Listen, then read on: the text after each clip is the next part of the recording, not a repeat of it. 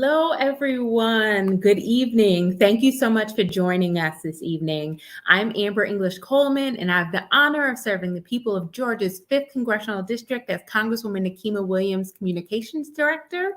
Welcome to our virtual relaunch of the Congressional Endometriosis Caucus. If you're tuned in and you would like to ask a question of our guests, please just drop your questions in the comment section, or you can tweet us your question and we will do our best to answer them. We'll take several opportunities in the middle of tonight's program to stop and answer your questions. We're so excited for all the energy in the chat. Thank you for tuning in. And with that, I want to turn the floor over to the newest co-chair of the Congressional Endometriosis Caucus, our Congresswoman, our friend, Congresswoman Nikema Williams.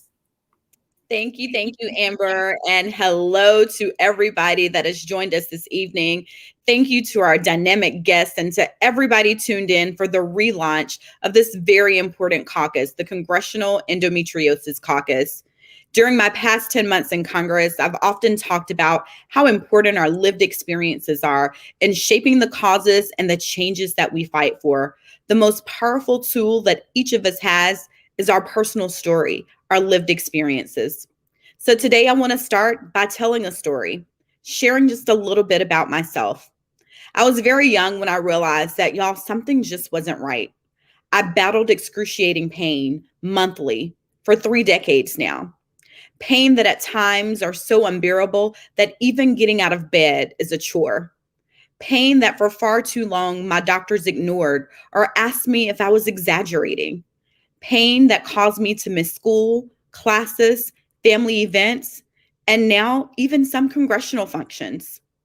For years, I didn't have the words to describe what was happening, but I knew that something wasn't right.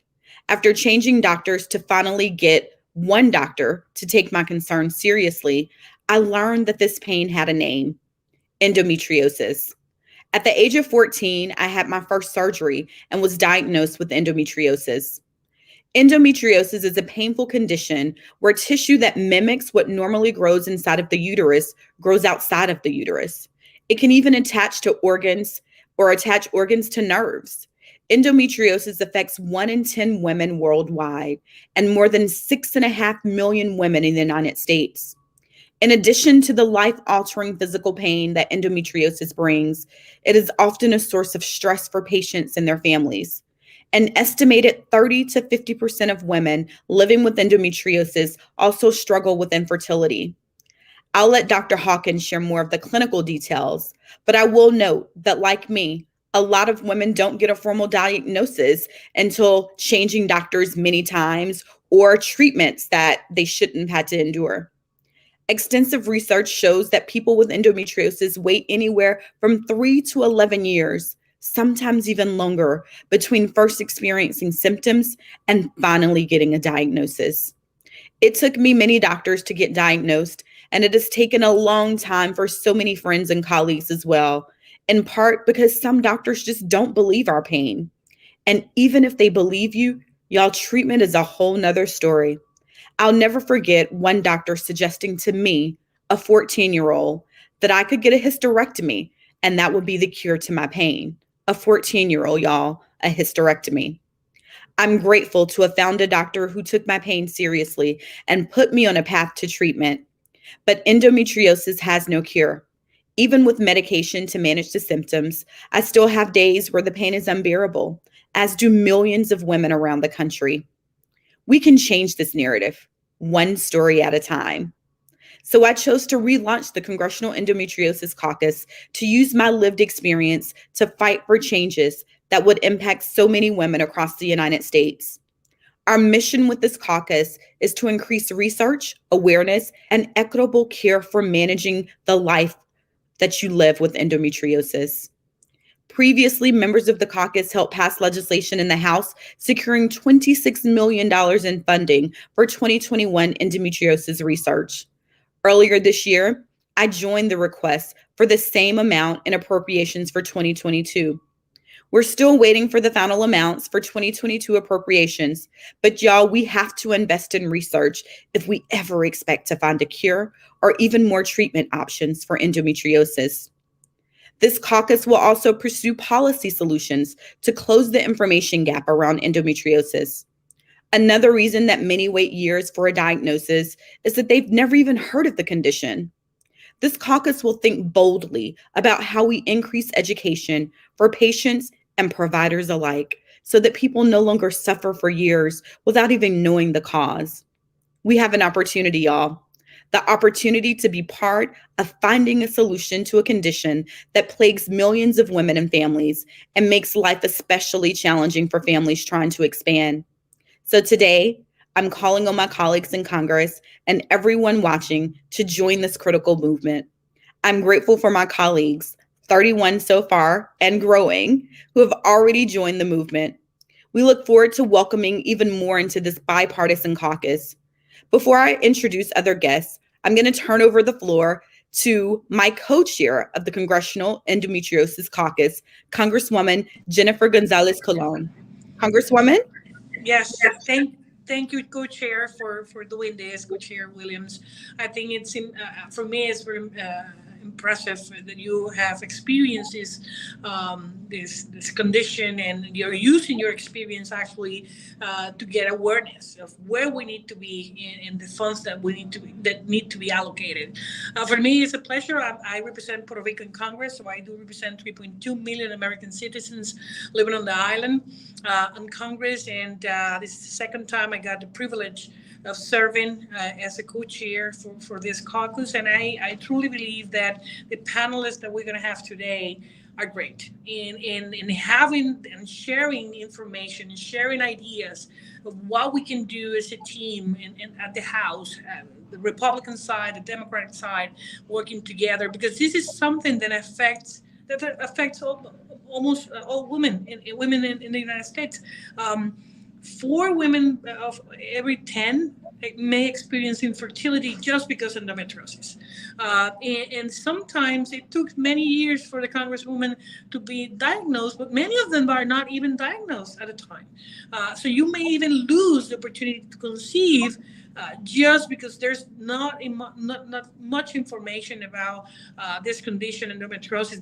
There's not a cure yet. And this is something that affects me personally. That we got a lot of pharma and research for erectile dysfunction, but you don't have a cure for something like this that affect women all over the place. And this is a serious condition that affects the daily life of millions of women, not just in the United States, but across the world. So I hope that this caucus may put a step forward in launching that awareness, legislation, and whatever is needed to support that endeavor. So in that sense, I want to say thank you to the co-chair for your leadership, for taking the time and the light to get things going, and your staff for making it happen. And I want to say thank you also for the distinguished guest that we have in this panel today. And from Puerto Rico, I'm right now back home. I will say that we do have a lot of women in the island with endometriosis. Many of them young women that are affected with this, and like you have your example, dealing with this between many physicians. So this is something that should not be normal.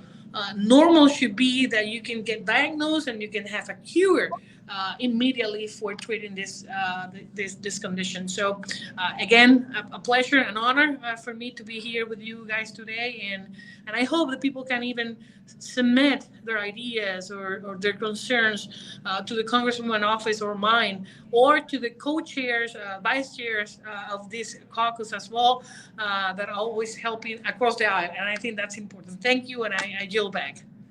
Thank you so much, Representative. It's going to take all of us to truly find a way to end endometriosis. So I'm proud to be working on this very important topic with you. And y'all, let me tell you how important this was for her, is that we thought she was going to be on an airplane and not going to be able to make it because we are still doing the people's work. And this was so critical that she found a way to be here with us today. So I really do appreciate that. Next, I want to introduce y'all to a doctor who is also an endometriosis warrior herself, Dr. Hawkins is a board certified, fellowship trained, minimally invasive gynecologic surgeon. That's a lot, y'all. That means she is skilled. Dr. Hawkins earned her medical degree at the 5th District's very own Morehouse School of Medicine. If anyone is tuning in with questions, remember, drop your questions into the comment section or send us a tweet and we'll try to get to you. Dr. Hawkins, thank you for joining us and the floor is yours. Thank you so much for having me, and thank you for making this an important topic and discussion. It is definitely one for many, many women, as we have already talked about the statistics, that can be life-altering. Endometriosis, it goes way beyond just our pelvic health. It affects our families. It affects our the way that we communicate with others and take care of our household. It affects our productivity and our ability to even advance in our own jobs for many women. It affects our mental health and absolutely contributes even to other disease processes that we could be unbeknownst of, especially when it comes to mental health. As you guys have already stated, endometriosis can affect 1 in 10 women, but 15% of women worldwide. This is not at all a diagnosis or a disease process that is unique to us in the United States. So the research that we could fund and the research that we can actually take part in can be helpful wide and far. It is definitely a diagnosis that is somewhat considered a diagnosis of exclusion, which adds to the difficulty in getting to that diagnosis early on for many women. And unfortunately, as already been stated, many women will see 4 to 7 healthcare providers. It will take sometimes 7 up to 10 years for many women to find out what has been causing their pain. And that is unfortunate, but the reality of where we are with endometriosis, and we can do so much better. Again, this is affecting fertility for some women, which I consider very much one of those symptoms that is silent. It can affect their ability to just honestly be productive and advance. And I think that having this come forth from you, Congresswoman Williams and Congresswoman Gonzalez, is going to be absolutely imperative in pushing the bar when it comes to research, when it comes to advocacy, as you stated, education, and helping many women just by knowing what endometriosis is, and many family members be more empathetic to others. Thank you so much for having me today. Thank you, Dr. Hawkins. And you're so right. So many women have to go from one provider to the next before they even get an accurate diagnosis. I know that was my experience and so many of the other women that I've talked with who are suffering from endometriosis.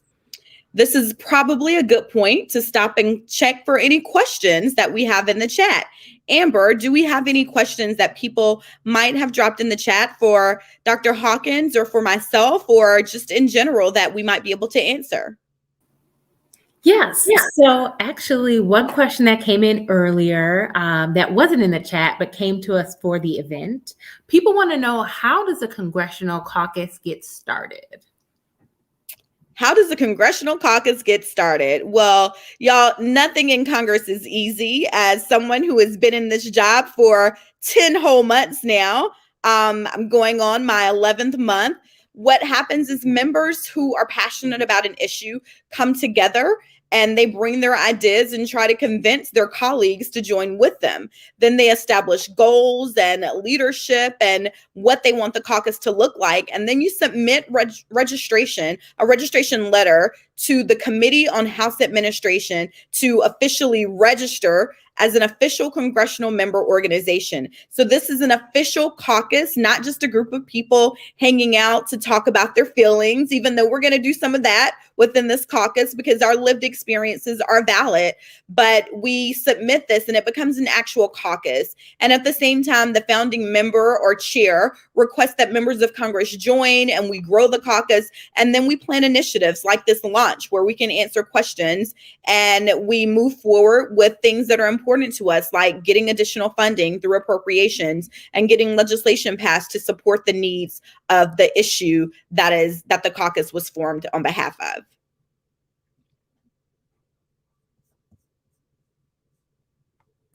Anything else, Amber? That's it right now. Sorry, having a little trouble getting off mute, but that's all that we have right now. If anyone has questions and you're watching, please drop them into the chat. Please tweet us and we will get to them. We're going to do a little bit more Q&A later, but I think we're going to go over to our next guest now. Okay. Well, thank you for the questions so far, but y'all, let's keep the show moving, but keep the questions coming. We want to answer your questions. Our next guest is an endometriosis warrior who has dedicated her work to amplifying endo stories. Diana Falzone is a journalist and ambassador for the Endometriosis Foundation. Diana has testified before Congress and Capitol Hill about the need for endometriosis education, research, and funding. Diana, we appreciate the support of the Endometriosis Foundation and would love to hear more about the work that you're doing. So the floor is yours. Thank you so much. And thank you, Congresswoman, for relaunching the caucus. As someone who has the disease, I am inspired that this is happening, that I think there's a feeling for so many in the endo community that our voices are not heard, that we're suffering alone, we're suffering in silence. So to have this caucus is really extraordinary. So thank you. I'm Diana Falzone. I'm an ambassador for the Endo Found, which was founded by Padma Lakshmi and Dr. Tamer Sechkin over a decade ago. I came to the foundation as a volunteer when I was first diagnosed in 2016 at nearly 33 years old after I experienced what had to be the worst pain of my life. It felt like a piece of hot coal was being dragged down the side of my abdomen. I had bleeding outside of my normal menstrual cycle, a low-grade fever, nausea. I went to several doctors who dismissed me, who said it could be a flu or a hormonal imbalance. One doctor actually told me if I couldn't handle it to, quote unquote, bleed it out. I felt defeated leaving the doctors. But finally, there was a reproductive specialist who listened to me, and she had a very high suspicion that I could have something called endometriosis, but she wouldn't know for sure until I had surgery and they biopsied the tissue. But at the time, she said, you know what? You should also have a test for your egg reserve. So during that time, right before my 33rd birthday, when motherhood was part of my plan, but was not my plan at the time, I was told that I was infertile. So here I was in 10 plus pain, what we thought was with endo, and being told that my dream of motherhood was pretty much going to be work, that it could take a miracle, if at all. So at the time, it was absolutely soul crushing. One thing that we mentioned early on is that endometriosis is one of the leading causes of infertility. It's a known precursor to ovarian cancer, and it's a primary reason why women between the ages of 25 and 34 have hysterectomies. As we know, it inflicts pain whenever and however it wants. It takes an average of 7 to 10 years to diagnose. It's often misdiagnosed as things like IBS or appendicitis or various other disorders. It takes from individuals born with a uterus, possibly their kidneys, their ovaries, their uterus, and so much more. And it costs nearly $78 billion a year in healthcare costs and lost wages. And there's no simple screenings. There's no easy test. There's not a great amount of treatment options. And as stated earlier, there is no cure. The specialist that I saw recommended excision surgery, which is considered the gold standard at this time for endometriosis. And again, to deal with a surgery that invasive, to find out that I was infertile at 33, just changed the trajectory of my life. Soon after that surgery, I went through several egg retrievals and then an embryo transfer. And thankfully, I was able to become pregnant with my son, who's now 3 years old. And I realized that's not always the outcome for many people who have endo and infertility. So I consider myself one of the very lucky few. And I thank doctors that helped me achieve my dream daily when I look at my little boy, because I know without getting that diagnosis at the time I did, I might have been robbed of my dream. When I first was diagnosed, I felt very alone. I didn't know where to look for a community. I didn't know where to go for information. And that's how I found the Endometriosis Foundation of America, and how it was helping the 1 in 10 with what I always refer to it as the most insidious disease. As a result, I volunteered for many years using my platform to educate about the disease and to support EndoFound's advocacy efforts. These efforts helped to lead to New York's passing the historic legislation requiring the health and education commissioners to create materials on menstrual disorders, including endometriosis, and make them available to schools and medical practices across the state. In addition, legislation has led to a grassroots movement to have other states enact similar legislation. And also in response to COVID-19, we created the Period Now campaign to help supply women with menstrual products while educating them about endometriosis. And we're focusing on smaller regions who might not have access to much needed period supplies. We have delivered nearly 500,000 products and are gearing up for a Connecticut and Wyoming distribution before the end of this year. And we're launching an Up Endo Coalition to help support this caucus. In addition, we're planning our 2nd International Patient Conference and our 13th Annual Medical Conference for this March. So thank you again for what you're doing for the 1 in 10. Thank you so much, Diana. And if I was there with you in person, I would be giving you a big hug right now and probably planning a play date, because I have my own little story, my 6-year-old, my Carter cakes, where I thought that it wasn't going to be possible for me to be a mom. And now here we are raising, I'm sure if your son is anything like mine, very energetic little boys that are running our lives right now. So thank you so much for sharing this. And we've never met before, y'all, but I feel like Diana and I are about to become besties. So get ready, Diana. Thank you. So y'all, to know me is to know that I am an advocate. That is how I started my journey in politics and public service, and I continue to live my life out loud and on purpose. That's why I'm here in front of thousands of people today, sharing my very personal story about my diagnosis with endometriosis. Y'all, our next guest is a fearless advocate who saw a need to promote more early detection of endometriosis and stepped up to help fill it. Tara Hilton is another endometriosis warrior and the founder of the Yellow Cape.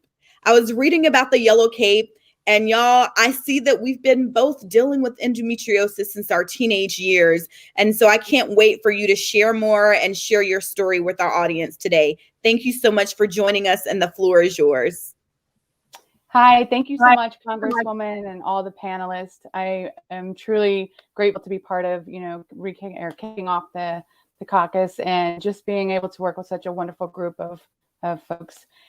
Like you, I started battling, when I was in my high school years. I knew it wasn't normal, and there were so many missed opportunities for someone to help me, but there just wasn't awareness. Looking back, it's not normal to lay in the nurse's office every single month for 2 days straight with a heating pad. And your parents, are old school. They're like, go to school. Everyone deals with this. And I literally couldn't function. And I just wanted so badly to be normal and wondered why I was weak. So, that just continued with the stigma. So for many years, I just felt like I didn't, handle pain well. And probably the first big milestone that I remember is in 1997. I was 20 at the time, and I had emergency gallbladder removal surgery. And I remember, a doctor saying, hey, you might want to check into endometriosis. I think you have it. That was it. And so when I spoke to my primary care physician, they were like, no, you don't show no symptoms. So I just left it alone. So think from 1997 until 2006, in between were misdiagnosis, irritable bowel syndromes. I can't tell you how many specialists I saw. And I also stopped going. I gave up. I was just said, this is my fate. This is my life. I'm going to be in agony and pain, miss tremendous milestones, big events. And so the disease progressed. it got so severe, I started experiencing bowel blockages, and I was spending a lot of time in the hospitals.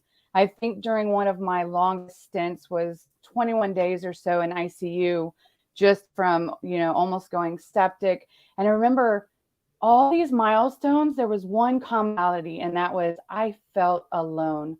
No one understood, no one knew, and I just felt so alone. And it was then I decided I was going to do something to make a change so that no one else would feel alone. So when I got my butt up out of that hospital, I was bound determined to figure out what I could do to make a difference. And so the first year I started working with the Worldwide Endo March. And then I broke out and said, to really make an impactful change, I needed to probably narrow my scope and try to impact change in my own community. And so 2015, we started off with just paying for these annual awareness events out of my own pocket and a few friends that felt so, loyal to me to help out. And it's grown. We're getting ready to have our 6th annual event. And so, 3 years ago, we branched out and became a 501c3 nonprofit. And while all you great doctors are out there finding the cure, we're just trying to get early detection in the high schools and colleges to get ahead of it, but then also make sure that we're providing advocacy, providing support, helping the patients navigate the insurance process, because so many times, our treatments get rejected, surgeries get denied. And, just really trying to figure out for those, even with Medicaid, how do you get them into a reproductive endocrinologist or even a GYN that, has great endo knowledge. So those are some of the goals of our nonprofit. But the number one goal that we have at the Yellow Cape is just to make sure that no one fights endometriosis alone. So that's a little bit about us, and we're here to help support emotionally in any other way that we can. Thank you so much for sharing that. And I feel you when I hear you talk about being young and suffering through this and having to go from doctor to doctor. And I remember my very first surgery and the second surgery and the third surgery. I have the little scars within my belly button because I've had 3 laparoscopic surgeries for endometriosis. So thank you for sharing this and helping so many people understand that they're not alone. They're not imagining the pain. They're not exaggerating the pain. This is real, and there's a community out there to support them through this. Thank you so much. Thank you. So now I'm going to turn it back over to Amber to see if there are any questions that have come through in the comments. And I want you to know that I know this is a very personal issue for so many people, and it might not be comfortable putting your questions in the chat. And so if that is the case, then please feel free to reach out to our office or send us a direct message to get your questions in, and we will follow up with you individually, because I understand that this is a very sensitive topic and everybody is not quite ready to share publicly. We'll get there. We're going to continue to bring awareness so that people are talking about endometriosis as we talk about other conditions that weren't always easy to talk about. So Amber, any questions? Yes, we have one question that came up from, Lauren Bentley. Lauren Bentley wants to know, how can non-congressional members support this effort? How can non-congressional members support the effort? Lauren, first of all, you joining us today is a huge step in that direction. And so what we need to do is continue to bring awareness. Call your member of Congress and ask them if they have joined the Congressional Endometriosis Caucus. Make sure that you tell them that you are in support of this work, that you want to make sure that funding is secured for future years in the congressional budget through appropriations for research and awareness and education for endometriosis. So call your member of Congress. Ask your friends who don't live in your area to call their members of Congress, because we need to grow this caucus. We need more people aware of the importance of the funding for research, to get a cure, and to make sure that we're educating people around what endometriosis is and how we're going to get to ending endometriosis and finding a cure. That was it for the questions, but as you talked about people sharing stories, so many people have reached out in the comments sharing their own stories. So we will be sure to capture that because this is just the beginning, right? Congresswoman Williams? Absolutely. Y'all, this is only the beginning. We're doing the relaunch today, and I'm glad that you could be a part of this. Thank you for your questions and for everyone who tuned in. And while we launch today, we have so much more in store to continue to push for action on endometriosis. For any congressional members or staff who may have tuned in and need more information about joining the caucus, please call my Washington, D.C. office at 202-225-3801. And if you just want to share your story, remember you can send us an email.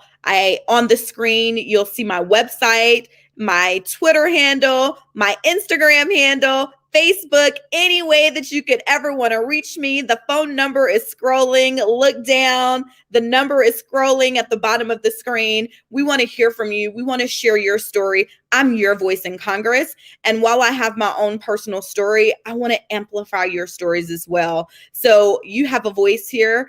We have a family here. You heard today, you don't have to suffer in silence. You're not suffering alone. And I have lived through it. I'm currently living through it. I remember just last month, I had to find someone to proxy for me on the House floor because the pain was just that bad. And I'm sure members don't quite understand that if they've never dealt with it. But I am a woman of childbearing age and still dealing with this, even as a member of Congress. So you have someone who understands what you're going through. You've heard from medical experts today, advocates today, ambassadors for our cause. Y'all, you are not alone. We are all in this together, and we're going to keep going to get this funding for research, for education, for awareness, because we can end endometriosis, but it starts with us. Thank you so much. Thank you to our esteemed guests today. You will be hearing from me. I collect people, y'all. So when you hear from me, don't act like you don't know me because we're friends and besties now. Thank you.